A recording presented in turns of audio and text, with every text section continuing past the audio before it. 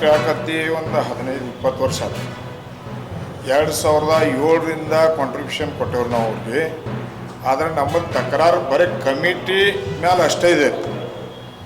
ಈಗ 165 ಜನರೇ ಇಲ್ಲಂದ್ರೂ ಒಂದು 18,75,000 ಮಟ್ಟ ನಾವು ಅಮೌಂಟ್ ಅವ್ರ ಕೈಯಾಗ ಕೊಟ್ಟೇವೆ.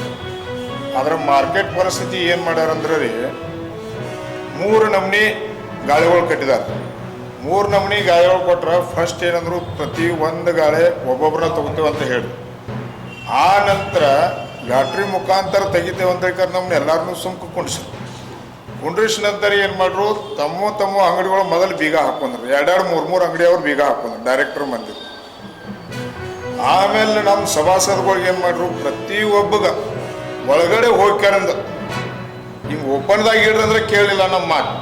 ಏನಿದ್ದು ಅಲ್ಲಿ ಆಫೀಸ್ದಾಗ ತಗೋರು ಅಂತೇಳಿ ಪ್ರತಿ ಒಬ್ಬಗೆ 15-20 ನಿಮಿಷ ಒಬ್ಬೊಬ್ರು ಒಳಗೆ ಕರೆದ ಒಂದು ಅಂಗಡಿಗೆ ಕಮ್ಮಿ 200 ಚೀಟಿ ಒಂದೇ ನಂಬರ್ ಬರೋದರಿಂದ ಅವನ ಮಗ್ಗಿ ಒಳಗೆ ಹಾಕಿಕಂದು ಎಬ್ಸಾಕ್ ಹಚ್ಚಾರ.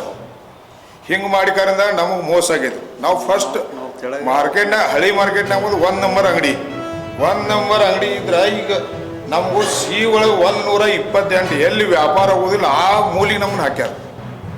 ಮತ್ತು ಈಗ ಅವ್ರು ನಮ್ಮ ಮೇಲೆ ಮಾತಾರೋಪ ಏನು ಮಾಡ್ತಾರಂದ್ರೆ ರೀ, ನೀವು ನಾವು ಹೇಳ್ದಂಗೆ ಕೇಳಬೇಕು, ಲೆಕ್ಕ ಕೊಡ್ರಂದ್ರೆ ಒಂದು ಲೆಕ್ಕ ಕೊಡಕ್ಕೆ